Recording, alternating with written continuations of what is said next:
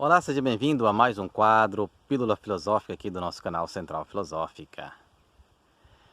Negro e o índio, por que eles são minorias? Por que os negros são considerados minorias no Brasil, se, numericamente, eles são maiores, eles são maioria?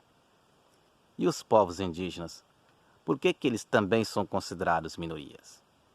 No dia 1º de outubro de 2020, eu realizei uma live aqui no nosso canal, professor Sandoval Amparo, da Universidade Estadual do Pará, a professora Kellen Silva, da Universidade Federal de Goiás, falando desse assunto. Confira um trechinho dessa live.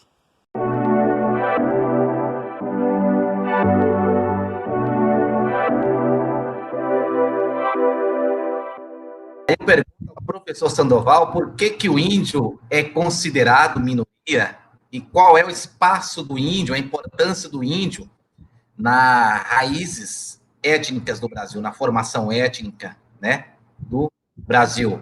E para a professora Kelly também faço a mesma pergunta, né, de início, por que o negro é minoria? Se olharmos do ponto de vista quantitativo, professora, os negros são maioria.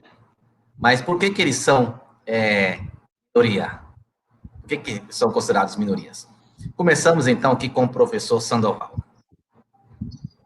Bem, João, do meu ponto de vista, eu acredito que os índios são considerados minorias porque nós vivemos o paradigma da colonialidade do poder, né? É o paradigma do eurocentrismo. Então, o nosso espelho é o espelho eurocêntrico. Bem, tem um antropólogo chamado Eduardo Ribeiro de Castro, que em um texto muito conhecido, muito famoso, ele afirma que no Brasil todo mundo é índio, exceto quem não é. Justamente em função da importância, né, do sangue indígena e das culturas indígenas de um modo geral na formação da população brasileira. É algo que o Darcy Ribeiro também estuda muito bem, assim como o Florestan Fernandes. Mas, de qualquer modo, nós vivemos o paradigma da colonialidade do poder. Então, é mais interessante você buscar um sobrenome europeu na sua família, mesmo que seja distante, do que você buscar a sua ancestralidade indígena. Então, me parece que por isso que, a princípio, né, para início de conversa, me parece que por conta da colonialidade do poder e por conta do paradigma do eurocentrismo, principalmente, a gente tem os índios considerados como uma minoria, quando, na verdade, eles não são minoria, né, são a maioria. A verdadeira minoria no Brasil, se nós formos ver numericamente, são os não índios, os brancos, né? Professora Kellen, com a senhora, por que o negro é minoria? Bom, nós podemos considerar que os negros são minoria na população brasileira, mesmo sendo maioria quantitativamente falando, ou seja, 56% da população brasileira, aproximadamente, é constituída por pretos e pardos, ou seja, de negros, né? Então, o termo minoria, ele se refere a grupos ou segmentos sociais que não possuem ou possuem pouca representatividade na sociedade, né? E o que seria, então, essa representatividade, né? Representatividade é um termo do debate da democracia, né, da democracia liberal. Na verdade, designa a forma pela qual os indivíduos participam politicamente desse espaço público, né?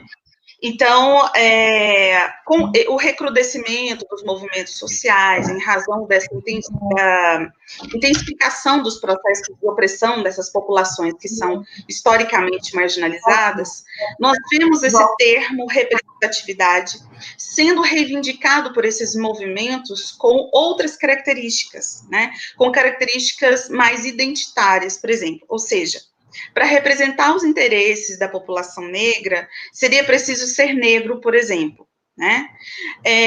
Então, os elementos que caracterizam as diferenças entre os grupos, eles passam a ser reivindicados como fundamento da representatividade desses grupos, em razão do avanço das desigualdades sociais promovidas aí pelo próprio capitalismo, né?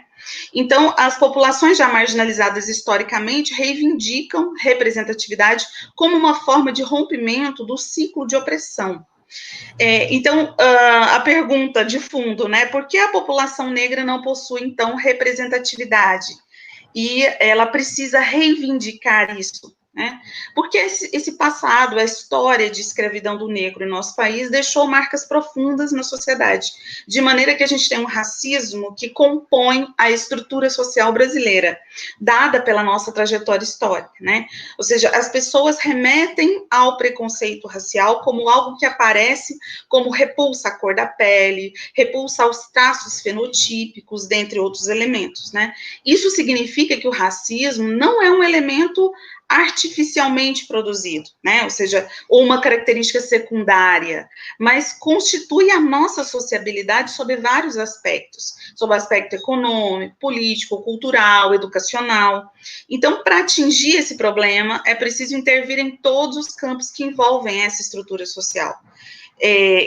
De forma que não basta mudar a linguagem, né, substituir, esclarecer por enegrecer, mas envolve também o cuidado e vigilância contínua, não só em relação à linguagem, mas em relação às nossas relações sociais como um todo. Então, resumindo, né, essa minoria, né, que representaria a população negra, em razão do racismo, e o racismo existe e constitui a estrutura social brasileira, é um processo histórico que conformou a sociedade e que precisa, então, de um movimento, né, contrário para que essa maioria, né, da população de pretos e pardos, maioria quantitativa, deixe de ser minoria representativa. Para continuar assistindo essa live, você pode clicar no link da mesma que aparece aqui na parte dos comentários ou no card que está subindo no cantinho superior da sua tela. Deixe seu like nesse vídeo, compartilhe com mais pessoas. Um meu abraço e nos veremos no nosso próximo vídeo.